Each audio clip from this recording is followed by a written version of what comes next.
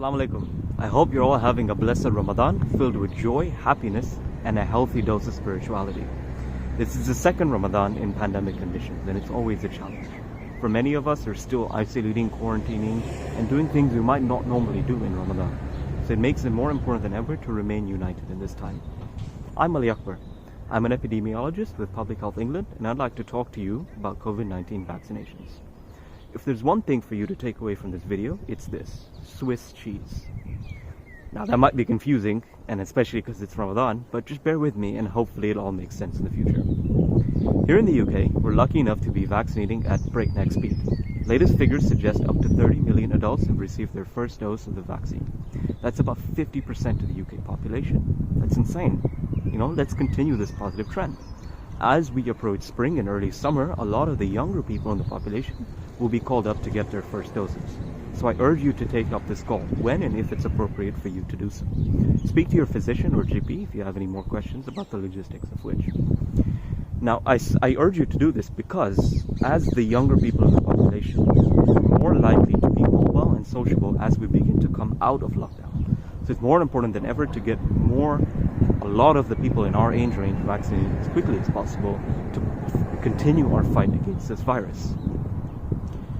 Whilst I do urge you to get vaccinated, I also remind you that we have to continue to do the 3 pillars of personal protection, right? The vaccination alone is not a silver bullet. It's not 100% effective in reducing our risk, right? We have to maintain all those 3 pillars of personal protection, which are wearing masks, continuing to physical distance where appropriate, and continuing our hand washing and hygiene techniques. Now, you may ask, well, what's the point? If our vaccination is supposed to be the end point, why should we continue wearing masks and doing all this other stuff that may be inconvenient? Well, for us individually to be protected is one thing, but we want everyone to be protected against this virus. In order to do so, everyone in the population needs to attain a certain level of immunity. Now, this is where we approach herd immunity. In order to attain that state, at least 70 to 80% of the whole world's population needs to be either immune or vaccinated against COVID. Whilst we get there, we have to maintain these 3 pillars that have worked throughout this pandemic, right? So I really urge you to continue being safe and cautious and not blasé, especially after you've received your vaccine. Let's continue this momentum. So what does a vaccine actually do? Well, I'd like to highlight 2 things.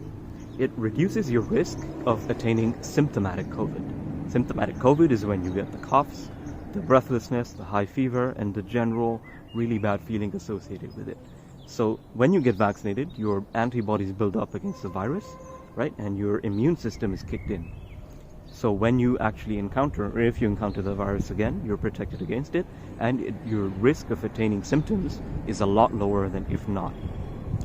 Secondly, it reduces dramatically your risk of attaining severe disease. Severe disease is when you end up in a hospital or on oxygen, right? So getting vaccinated will protect you against reaching that state. Unfortunately, some people have been there, and survived, and they will tell you it's not a nice place to be, right? And currently there are people in the hospital in that state, right? It's really not a nice place to be. So let's get vaccinated and protect ourselves against this. So what's the evidence of this in the UK? Well, patients admitted to hospital for COVID reasons have been progressively decreasing since about February time. We're almost at pre-lockdown 3.0 levels, so that's around September levels. Let's say in terms of numbers, that's about 130 cases hospitalized per day for COVID reasons. If you compare that to when we were at our peak, which was around February, March time, that was about 3,000 to 4,000 per day. So we're doing amazingly well, and let's continue this. Now, the measure of being hospitalized is more important for the people who have already been vaccinated. People who have already been vaccinated are those who are elder and have chronic conditions or are severely vulnerable. So maintaining or attaining this lower levels, relatively speaking, of hospital admissions is amazing, and it's testament to the fact that our vaccination program is working. So how can we reduce our risk even after getting vaccinated? Well, I'm going to bring up the Swiss cheese analogy again. If you're a child at heart like I am, you'll remember a cartoon called Tom and Jerry. In the cartoon, Jerry the mouse is obsessed with Swiss cheese.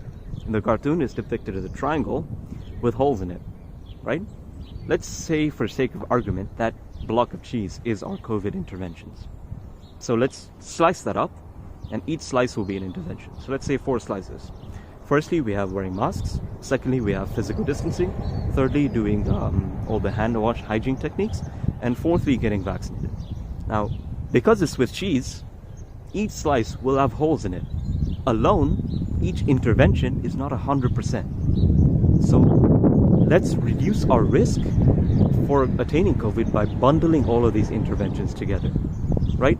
If you bundle all of these interventions together, you will hopefully get that big block of cheese and will be protected against COVID.